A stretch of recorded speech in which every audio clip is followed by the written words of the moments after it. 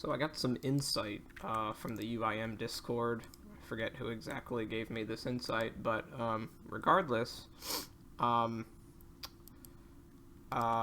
so I'm kind of familiar with how the farming contract system works, as I did a lot of it on leagues, but there's this cool strategy that somebody told me where they just basically told me what exactly you want pre-planted. So of course you want redwood, celestris, palm tree is what you want for high tier, and then pre-plant they suggest strawberries and snape grass. Strawberries because you can pickpocket them fairly easily from master farmers, and snape grass, of course, if you get that as a high tier contract. And so what the strategy is, if you ask for a high contract and you get something you can't do, like a magic tree, a yew tree, those kind of high tier plants that you're not saving, those seeds, what you do is you teleport, you go to your house with a con cape, and you reduce your stats at the God Wars dungeon ice area. So like over here, you go and reduce your stats from the ice path, and you reduce your farming to 54. I reduce it to 50 just to be safe. And then you take the fairy ring to the farming guild area, right over here, and you run over here. And the key thing is you don't want to restore your stats at the pool in your house. You can go to Ferox Enclave, I think, to restore your run energy, but it won't increase your stats back to normal. And what that does, when you go ask the NPC for another contract, you can only access the low tier of the farming guild at that point, since your stats are at 50-ish. And the big thing is you want to be in that 50 range, because you can still get easy stuff like strawberries, limpwort roots, stuff like that. But the key thing is you're avoiding getting the cactus as a contract, which is at 55. If you're under that level, you just won't get it. And cactus not only is a rare seed, another seed that you have to hang on to, but it takes 8 hours to grow. Compared to potato cactus, I think takes maybe 2 hours, maybe an hour and a half. So yeah, that's the strategy I will be employing for the rest of this herb grind and herb grinds in the future. Alright, so I've been back on the sepulcher grind. It's really fun, all things considered. I don't know where my goal will be for agility. I mean, obviously, I would love the Ring of Endurance, which would help, grind for pets at, like, Herbiborn, possibly even God Wars Dungeon. You do run a lot in God Wars Dungeon, and the Endurance Ring would help there. Although a huge goal that I would love to have, other than maxing, would probably be, and it would take longer than maxing, would be 200 mil construction. It's something an Ultimate Iron Man has never done yet. And the cost has been heavily reduced by Mahogany Homes, and Sepulcher is probably, well, it's not one of the best ways of just making GP. It's one of the most efficient ways of making GP. If in terms of like pure GP generation on an Iron Man, that would probably go to things like at least revs for regular Iron Man, but for like Ultimate and Hardcores, probably the best GP source is like Hydra, Corrupted Gauntlet, so long as you don't die on Hardcore, that sort of thing. Those are very good for GP generation, but the thing is, once you get the pets and the uniques from those encounters, it's not really efficient to do it anymore, and Sepulcher is one of the most efficient agility training methods. On Temple, it's recommended past 17 million XP because, Temple wants you to get 200 mil fishing from barbarian fishing first, and then once you have that agility XP from barbarian fishing, then it recommends agility. But obviously I just want money, so I'm gonna do Sepulcher for XP and GP. It's the best for agility. I've been barely doing it, and I'm already at a stack of like 400k, which is kind of crazy. I would love the pet here as well. It's a 1 in 2k chance from floor 5, which is still kind of slightly slower than the penguin course. That's still the best way of hunting the pet, but it is, of course, abysmal XP rates and GP. No GP at all. So yeah, I'll be doing this for a while. I don't know when I'll exactly stop, but I will eventually. Alright, so I just got the 93 agility. This is the pretty much the last thing we can unlock with the skill, other than 99, the skill cape. But we unlocked the Mire Ditch shortcut for the True Blood altar. That is the fastest way to craft bloods, although you do need Noted Pure Essence as a UIM to do so. But still a method we might do eventually, because of, you know, Slayer and Chambers of Zarek giving Noted Pure Essence, stuff like that. And yeah, that's pretty much the last unlock at 95. That is the last threshold, pretty much, for run energy restore. So yeah, that's all we're going to really care about. Other than that, I'm at 2875 hallowed marks. You need 3,000 for the acorn, and I don't have the pet. Alright, just decided to record this because this is a permanent unlock. So this is the boat to Dragon Tooth Isle, and you can pay this captain a one-time fee of 500 ecto tokens for permanent travel access. This island is completely useless. It's used for a quest step in the Ghosts Ahoy quest, and it is a elite clue location. It might be a master clue location as well, but it's a clue location and it's a one-time quest location. And you can just pay 500 ecto tokens, which I was accumulating from daily, the daily Robin stuff. So yeah, that's that unlocked. So whenever I get that elite clue step, it won't be that much of a pain. And as you can see, I got a Dark Infinity color kit from an elite clue, which is in the looting bag. So I will eventually, probably really soon, next time I clean out the bag, I will be grinding out an infinity hat so I can recolor that and put it in the house, of course.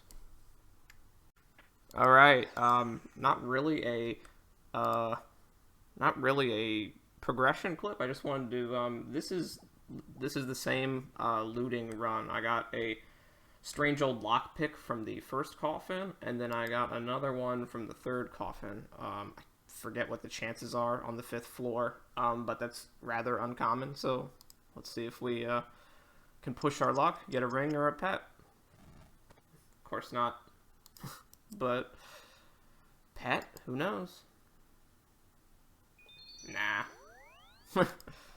I'll try to remember to put the rate of the strange old lockpicks on screen, but that's pretty rare to get 2 in 1 looting run.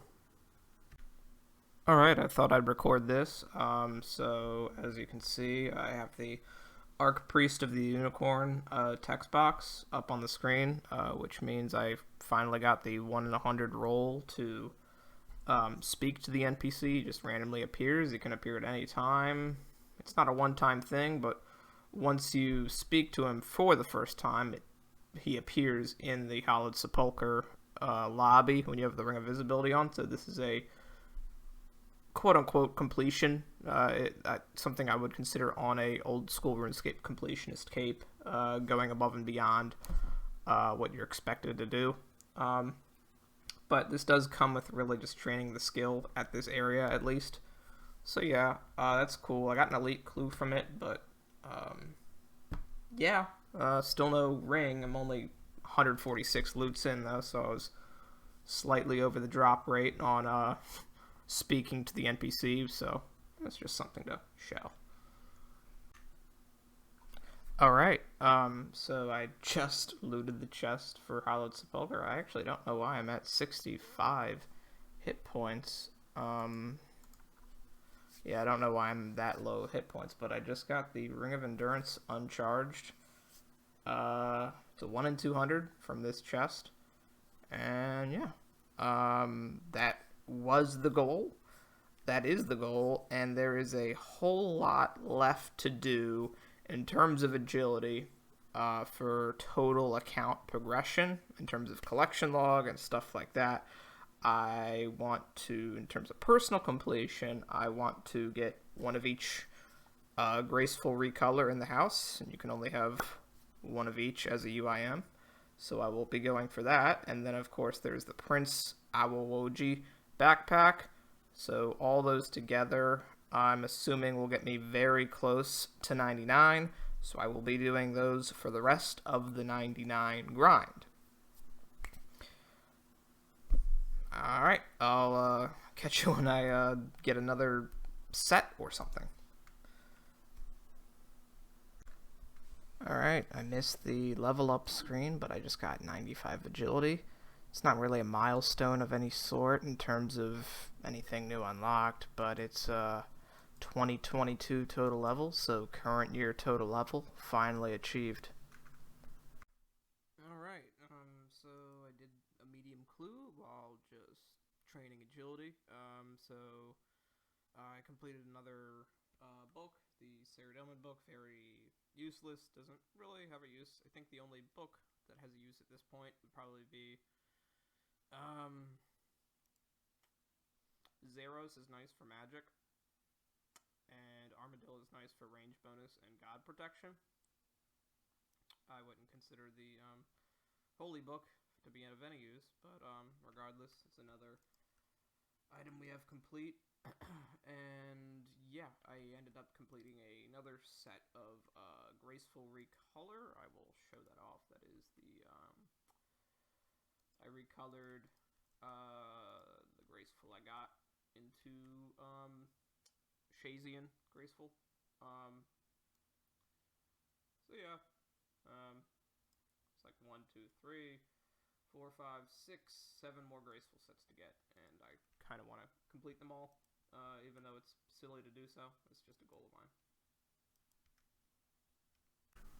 Alright, so that is 81 Herblore, which is the requirement for the prestigious Saradomin brew.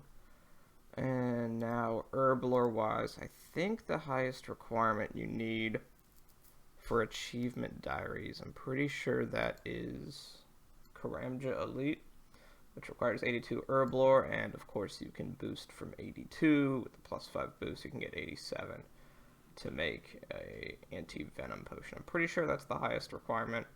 And then, of course, you need a certain amount of anti-venom potions for the POH, being 10 anti-venoms. So that is something we could do with another Herblore level. So stay tuned. But yes, finally I can make Saradomin brews and use up the 2,000 Toad Flax I have stacked up. Okay, I was mistaken. The highest Herblore requirement is 90 Herblore for Varrock Elite, which we can do at 85, which is creating a super combat potion in Varrock West Bank. I'm pretty sure after that there's nothing above and beyond that, but yeah.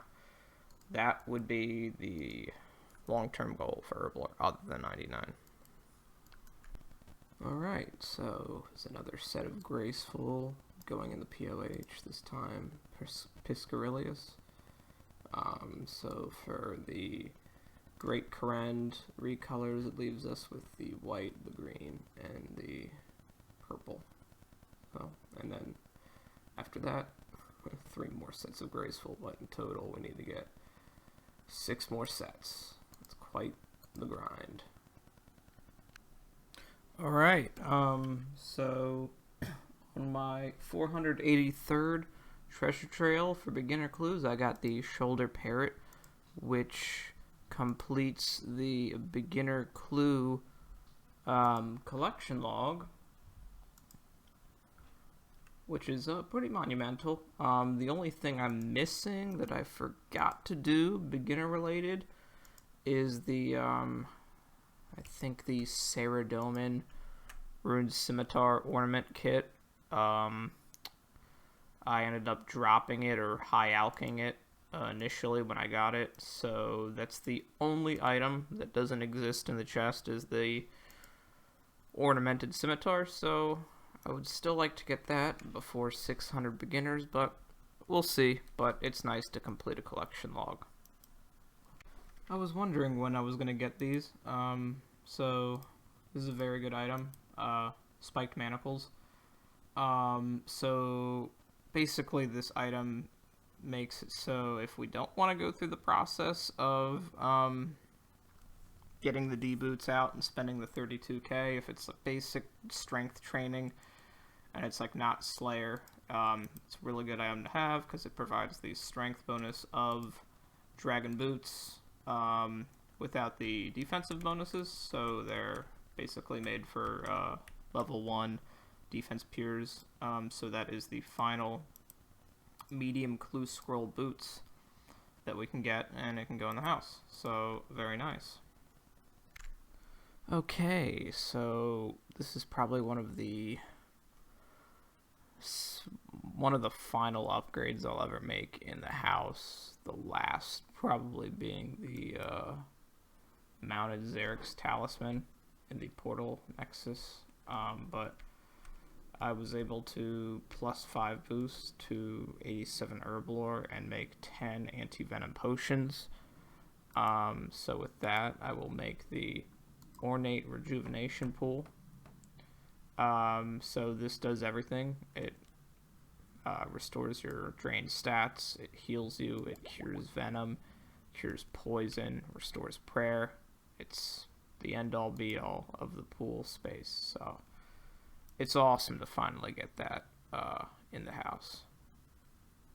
Okay, so it's been like probably 3 weeks or a little bit over 3 weeks since my last clip, but I finally decided to get 90 crafting. Gives me the main reason I wanted to do this is for redwood birdhouses, but I can also make upgraded Masori,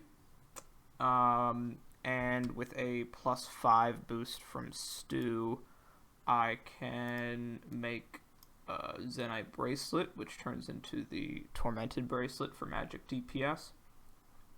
And the Zenite Amulet is the last thing you can actually get out of crafting.